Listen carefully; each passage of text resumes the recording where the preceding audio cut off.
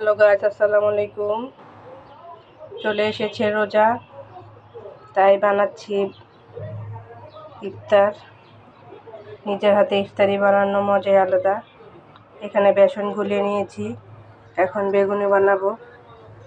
এখানে তেল গরম দিয়েছি, এখন বেগুনিটি এখানে ছাড়বো। বেগুনি দিয়ে দিলাম, ফুলকো ফুলকো বেগুনি তৈরি হয়ে গেল বেগুনি। এখন আলুর চপ ভাজবো। এখানে আলু শেপ করে নিয়েছি, এখন বেসন দিয়ে এগুলো ভাজবো। ভাজা হয়ে গেল আলুর চপ, এখন নামিয়ে দিব। তৈরি হয়ে গেল আলুর চপ। দেখেন মাশাআল্লাহ কি সুন্দর হয়েছে।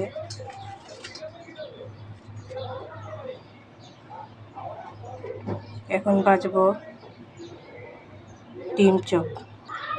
এখন ডিম চপ ভাজবো। আলু ভর্তা দিয়ে ডিমগুলো ঢেকে দিয়েছি, এখন বেসন দিয়ে ভাজবো। দিয়ে দিলাম তেলের মধ্যে, এখন ভাজার পরে দেখাবো। তৈরি হয়ে গেল ডিম চপ। দেখেন মাশাআল্লাহ অনেক সুন্দর হয়েছে। ভিডিওটা ভালো লাগলে লাইক কমেন্ট শেয়ার করবেন। দেখা হবে অন্য কোনো ভিডিওতে। আজকের মতো এ পর্যন্তই।